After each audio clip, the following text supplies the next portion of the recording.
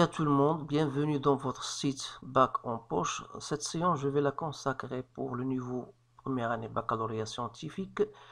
En ce qui concerne un devoir surveillé, je vais le corriger avec vous bien sûr, concernant les grandeurs physiques liées à la quantité de matière, la rotation d'un solide autour d'un axe fixe et le travail et la puissance d'une force. Alors c'est un devoir bien sûr complet qui comporte ces différents sujets, bien sûr, qui différentes leçons.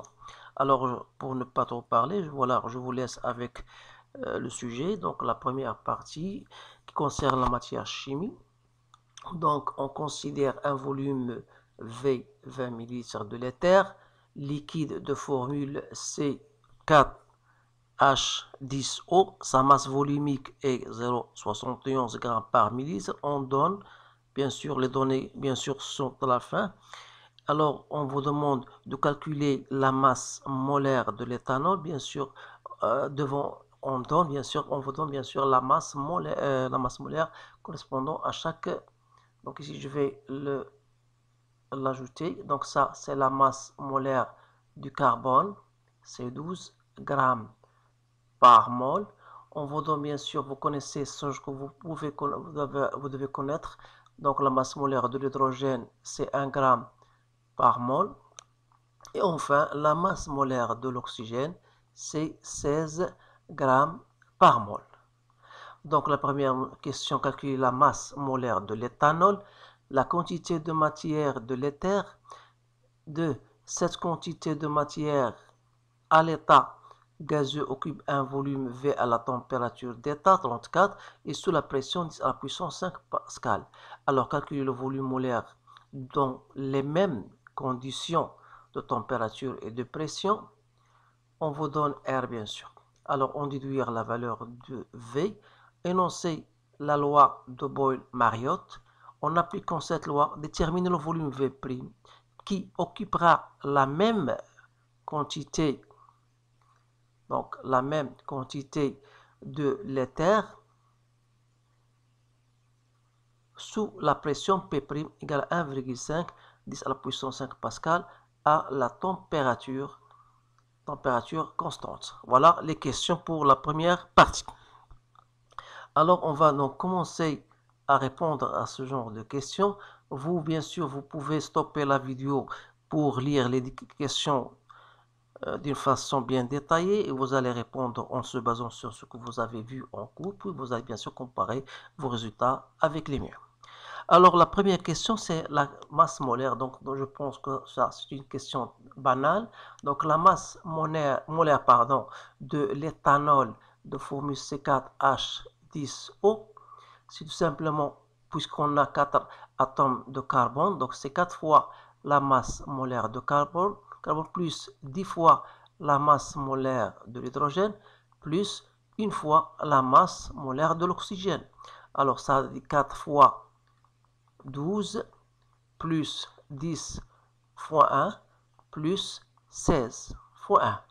Donc ça vous donne, si vous faites votre calcul, vous allez trouver bien sûr 74 grammes par mol.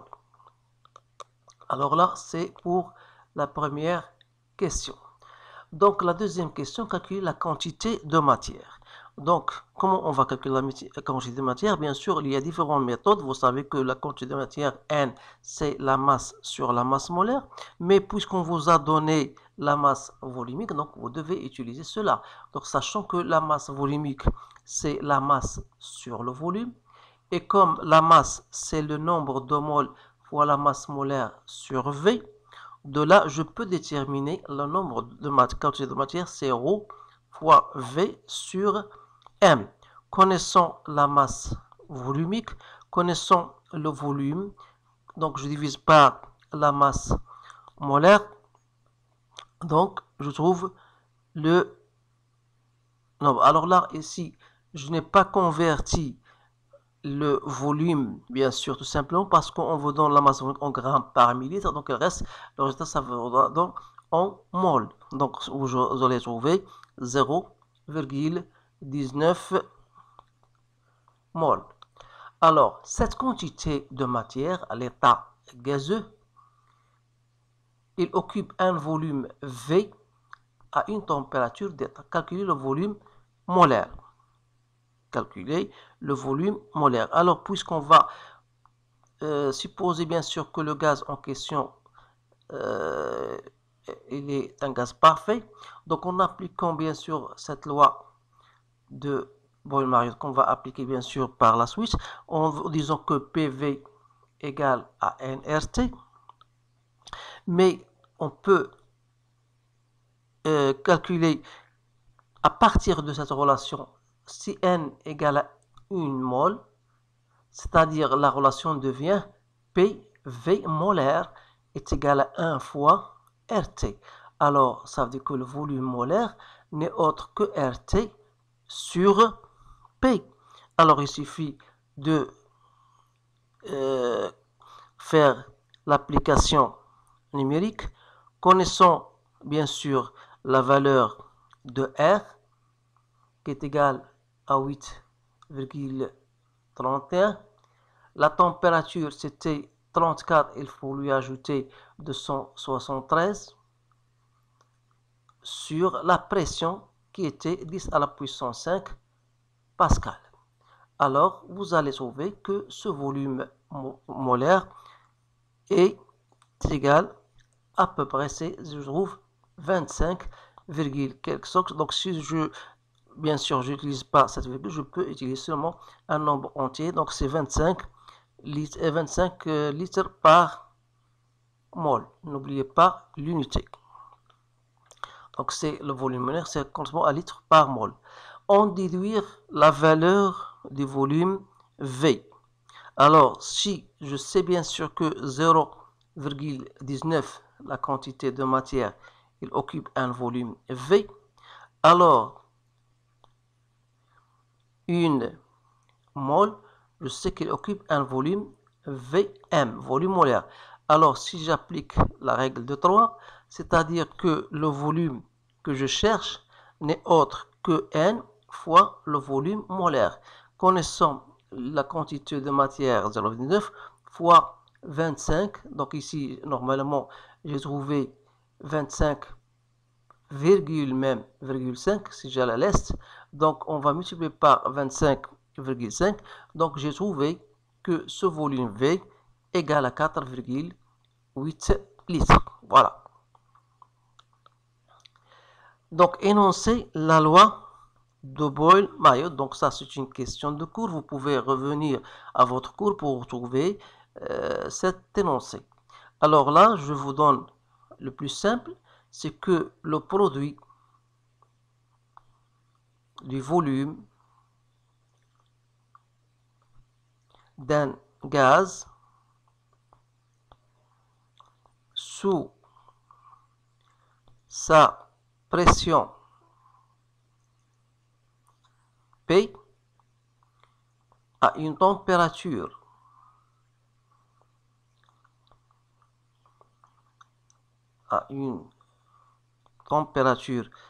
T fixe.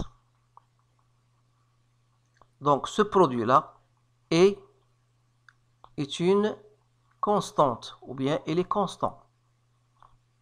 Ce qui se traduit par l'équation PV égale une constante. Cette constante n'est autre que nRT. Alors là, je vous donne en abrégé cet énoncé, mais vous pouvez trouver un autre énoncé plus complet. Alors, je vous laisse le soin de le chercher dans votre cours. Alors, en appliquant cette loi, calculer le volume ou bien déterminer le volume V' qui occupera la même quantité de l'éther sous la pression P' égale. Alors là, donc, si on applique cette loi, c'est-à-dire sous la pression P', l'éther va occuper un volume V' qui est égal à nRT. Donc, en appliquant cette loi, détermine qu'il occupera la même quantité de l'éther. Donc, c'est-à-dire que la quantité n'a pas été changée. Donc, il en est de même R et T.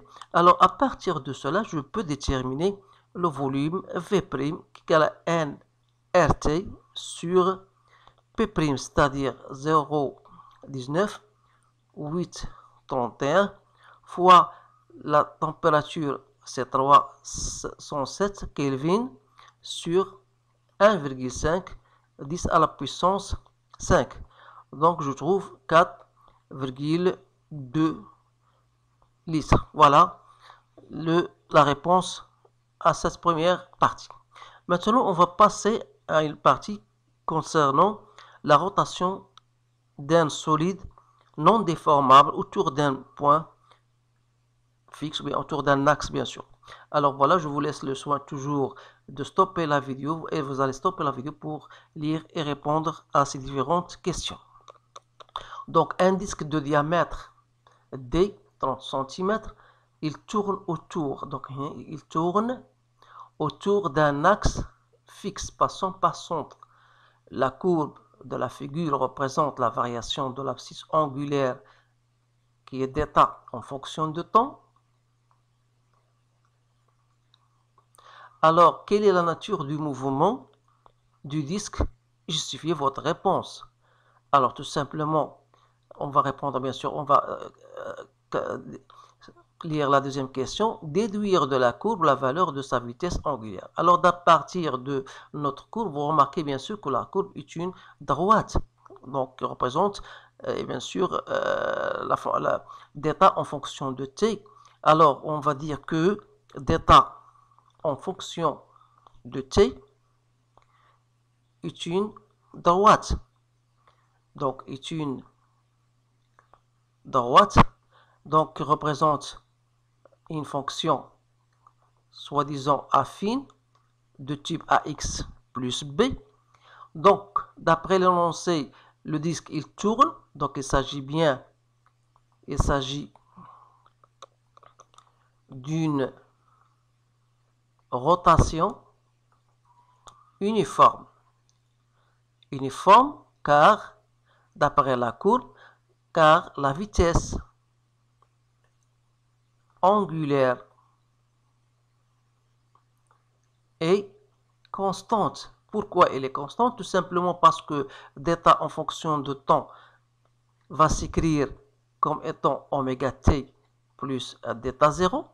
Et oméga représente le coefficient directeur de la droite d'état en fonction du temps. Alors, c'est pour cette raison qu'on a dit qu'il s'agit bien d'une rotation uniforme. Alors, j'espère que tout le monde a bien compris cela. Alors, d'après la coupe, calcule la vitesse angulaire. Donc, d'après l'équation qu'on a écrite là-dessus, donc on a dit que oméga représente le coefficient directeur que je peux l'appliquer, le calculer à partir de cette relation. Donc, je vais choisir deux points. Donc, si je choisis le point 1,5, voilà, et je choisis ce point-là qui est 0,25. Alors, je vais dire que 1,5 moins 0,25. Alors, pour 1,5, donc, ça correspond à 1,15, pardon, et l'autre, ça correspond à 0. Donc, j'aurai égal. Mais n'oubliez pas que le temps, il est en millisecondes. Donc, je dois multiplier par 10 moins 3. Donc, je trouve 83 radians par seconde. Alors, si je passe à la suite de l'exercice,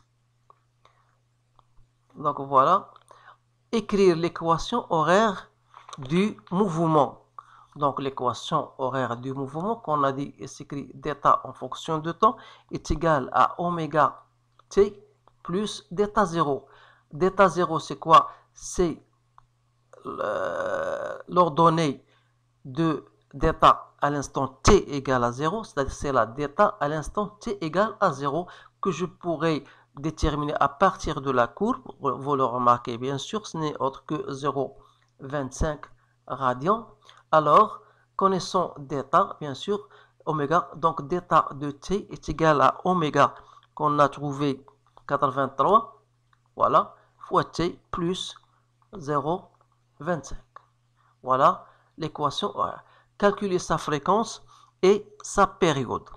Donc, vous connaissez la fréquence, c'est l'inverse de la période, donc c'est oméga sur 2pi, c'est-à-dire 83 2 fois 3,14, je trouve 13,2 Hz.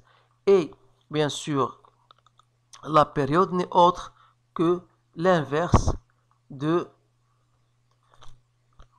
la fréquence. Alors, je vous laisse le soin de le faire avec votre calculatrice. Donc, toujours d'état en secondes. Déterminer la vitesse linéaire d'un point situé sur la périphérique du disque. Donc, c'est-à-dire, vous avez un disque. Donc, vous avez un point M périphérique, là, voilà. Donc, vous connaissez bien sûr cette distance, c'est le rayon. C'est-à-dire que la vitesse au point M n'est autre que R fois oméga. Donc, voilà. Donc, il suffit de chercher R, c'est quoi? C'est le diamètre divisé par 2. Donc, ça veut dire donc que la vitesse, c'est 0,30 divisé par 2, c'est 0,15. Il faut toujours en mètres, fois oméga 83.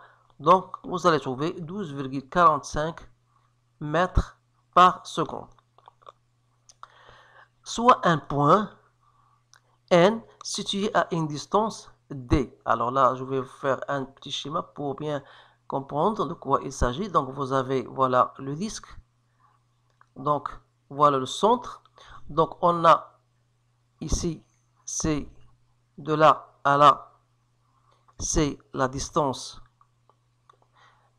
Voilà, soit un point N situé à une distance D de la périphérique. Donc, c'est-à-dire qu'on a un point quelconque ici que j'appelle N. La distance de ce point-là à la périphérique, c'est D. Voilà. Donnez l'expression de Vn en fonction de V et D et grand D. Alors, vous savez bien sûr que D, c'est quoi? C'est le diamètre tout entier. Donc, c'est le diamètre. Donc, N se trouve à quelle distance? Donc, si je mets ici la vitesse, normalement, la vitesse d'un point N, c'est la distance D fois oméga. C'est-à-dire cette distance-là, donc je dois chercher cette distance qui se trouve entre le centre et N. Or, cette distance-là, c'est quoi à votre avis? Donc, cette distance-là, D, c'est le rayon tout entier, c'est-à-dire D, j'appelle cette distance, je peux l'appeler D' pour ne pas confondre avec D. Donc D', c'est quoi? C'est la distance entre le centre et le point N. Donc D' n'est autre que D sur 2, voilà. Donc c'est le rayon qui est égal à D sur 2 moins D. Alors, connaissons cela. Donc, V de N, ça devient donc D' fois oméga, c'est-à-dire D sur 2 moins D fois oméga. Alors, c'est-à-dire D sur 2 moins D. Oméga, c'est quoi? À partir de notre relation déjà ci-dessus, oméga, c'est V de M sur R. Donc normalement, c'est la vitesse divisée par R. Donc, pour nous, c'est la vitesse de N sur la vitesse de M, pardon, sur R. Donc, toujours c'est D sur 2 moins D fois la vitesse de M. Alors ici, R, c'est le rayon. Donc, le rayon, c'est quoi? C'est la demi-diamètre. Donc, c'est D sur 2. Donc, ça devient 2 sur D. Ça devient donc 2 sur D fois D sur 2. Donc, voilà, ça devient 2 sur D V de M fois D sur 2 moins D. Donc, égal à quoi? Donc, c'est V de M. Donc, 2 sur D fois D sur 2, c'est 1. Donc, il reste quoi? Il reste 2D sur petit d. Voilà. Donc, voilà votre expression en fonction de Vm et grand D et D. Alors, si vous faites votre application numérique, vous allez trouver 4,15 mètres par seconde. Alors, voilà pour le deuxième exercice. Donc, il nous reste un exercice concernant le travail et la puissance d'une force. Donc, le voilà. Donc, un skieur de masse M, 70 kg, considéré comme un ponctuel, se déplace le long d'une glissière ABCD située dans un plan vertical. Alors, la piste ABCD comprend 3 parties. Vous avez une partie rectiligne de longueur AB 5 mètres, inclinée d'un angle alpha 30 degrés. Par rapport à l'horizontale, vous avez une partie BC de longueur BC, vous avez une partie CD circulaire. Alors, calculez le travail du poids du skieur au cours de son déplacement de A et B, de B à C et de C à D. Alors là, donc voilà, je vais répondre à cette question, puis je passe à l'autre. Donc, ici, donc, vous connaissez bien sûr généralement le travail du poids le long du déplacement A vers B. J'applique tout simplement le résultat du cours. Donc, c'est mg ZA moins ZB. Alors, ZA moins ZB, c'est cette distance-là que je peux appeler H. Alors, si je travaille avec sinus de alpha, qui est égal à H sur AB. Donc, H, c'est quoi? C'est AB sinus de alpha. Alors, c'est-à-dire ici, je peux écrire CMG, ZA moins ZB n'est autre que H, donc ça sera donc MG AB sinus de alpha. Alors, en ce qui concerne le travail maintenant du poids le long BC, c'est simple, c'est égal à 0, tout simplement car B elle est perpendiculaire à BC. Donc, qu'est-ce qu'il nous reste? Le travail du poids le long le trajet CD. Donc, ce sera MG ZC moins ZD. Or, si je prends un repère, voilà, ce repère-là, donc voilà C et voilà ZD. Donc, voilà, ça, c'est ZD. Alors, ZC égale à 0. Donc, il me reste ZC moins ZD n'est autre que moins ZD. Alors, comment je vais calculer ZD? ZD, tout simplement, c'est toute cette distance-là qui est R moins cette distance-là que je peux le retrouver à partir de cosinus de bêta. Donc, tout simplement, c'est quoi? C'est R cosinus de θ. Alors, je vais écrire ici CMG. Donc, il reste un signe moins parce que Z, c'est égal à 0. Et ZD, on a trouvé qu'il est égal à R en facteur de 1 moins cosinus de θ. Donc, voilà les différents travaux du poids. Question 2, calculer la puissance instantanée en un point M situé entre A et B, sachant que la vitesse en ce point est égale à V. Alors, tout simplement, à partir de la relation que vous avez vue en cours, la puissance en un point du poids en point M n'est autre que le produit scalaire du poids et de la vitesse. Alors là, bien sûr, entre A et B. Alors là, il faut faire attention. Donc, voilà le poids. Donc, la vitesse, voilà le vecteur vitesse. Donc, l'angle que fait V avec, je sais que cet angle-là, c'était bien égal à alpha. Alors, cet angle-là n'est autre que pi sur 2 moins alpha. Alors, j'espère que tout le monde a bien compris cela parce qu'il faut bien noter cela. Donc, j'aurai le produit scalaire d'après la définition de produit scalaire, c'est le module de P, le module de V, cos de l'angle que fait P avec B, c'est-à-dire cos de pi sur 2 moins θ, chose que vous connaissez en mathématiques. Cos de pi sur 2 moins θ, c'est sinus de θ. Et comme P égale à mg, donc il reste mg fois V, sinus de θ. Donc, il suffit de faire votre application numérique, je pense que j'ai sinus de alpha et non bêta. Donc, voilà.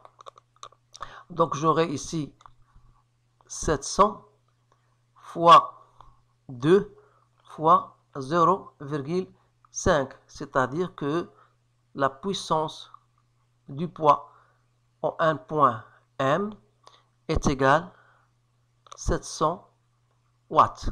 Voilà.